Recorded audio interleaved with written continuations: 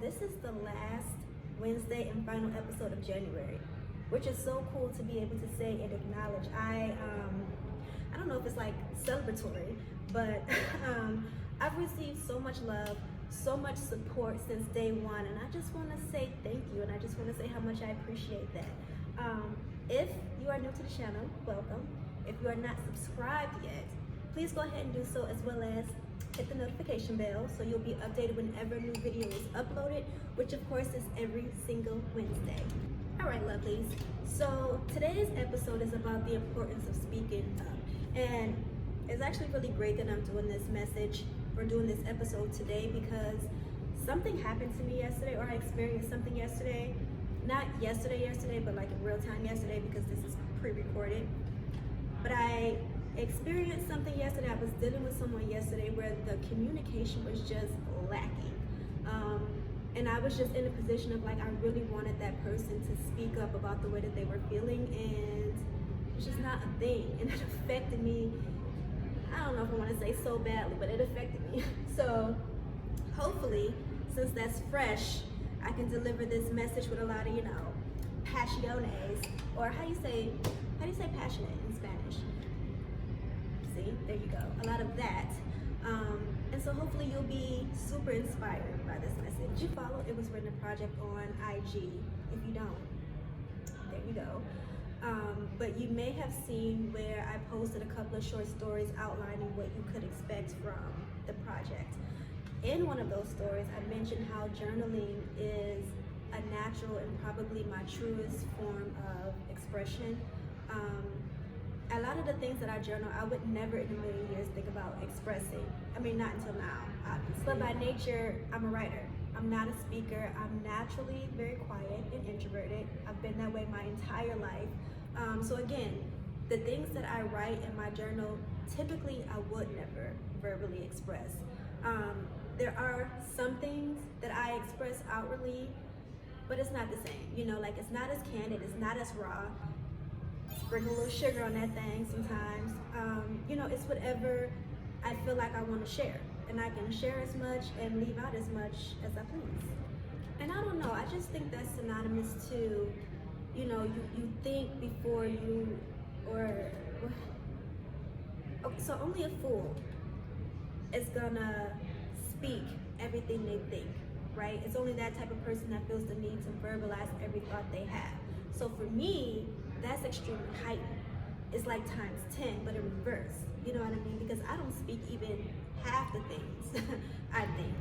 So you can only imagine, how many things I probably should have spoken and just never said. I just kept it to myself, because it goes both ways, I think. Sure, a fool is gonna speak on or say anything that comes to mind, but I would also say not only is it foolish, but you're really doing yourself a disservice when you know you ought to speak up and you don't. Surprise, guys. Wow. So I completely left something out in this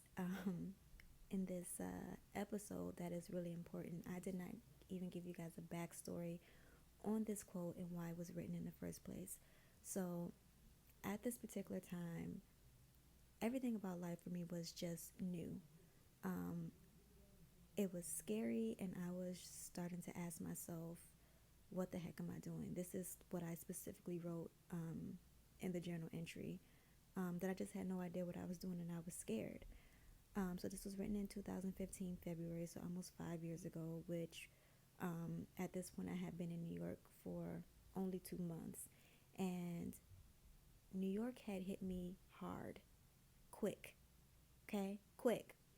And all the craziness that came at me, I did not even see any of that coming. I was completely blindsided by the majority of the experiences, or by the majority of things that I experienced in New York that first year and a half being there. So I look at this quote and I say, I'm so unsure about everything. I hate to admit that. This is funny because, not ha funny, but like shaking my head funny, because listen, I didn't even want to admit this to myself, let alone confide in anyone else about the way that I was feeling.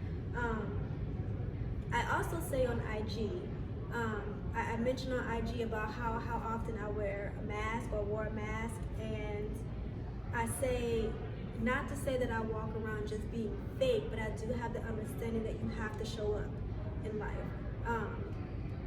You can't just be out here being all vulnerable, and I still feel that way to a certain extent. But the difference between then and now is I do believe I looked at vulnerability as a weakness. Vulnerability was just a no for me. Vulnerability equated to judgment, and you think you about to judge me? You ain't gonna know nothing about me to judge me. Because I got some shit you can judge, a little handful. So yeah, I was probably, I don't know if I want to say embarrassed, but definitely too prideful to admit how much I was struggling and so unsure so soon.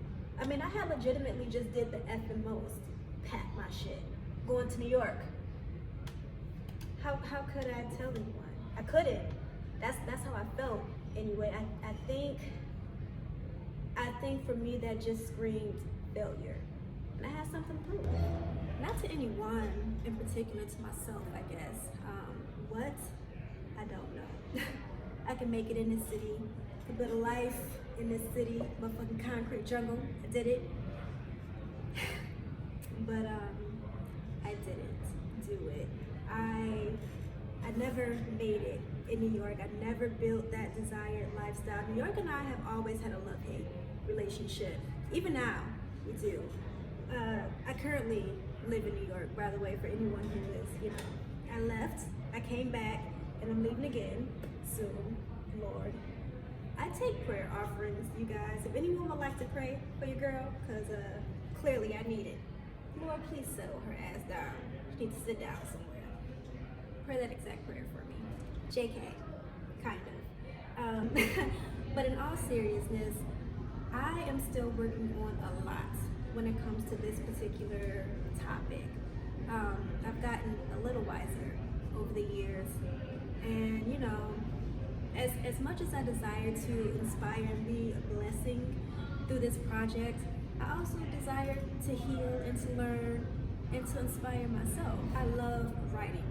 I will never stop writing, but there are several times that I can think of where I just resorted to picking up the pen and dealing with something on my own when I should have just called my mom or called my sister or called my best friend.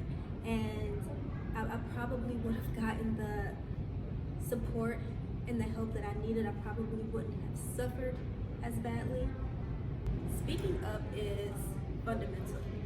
I've been through many a struggle, and this is just what came to mind when this episode was thought of. But when I encourage you to speak up, I'm not just speaking in terms of the struggle,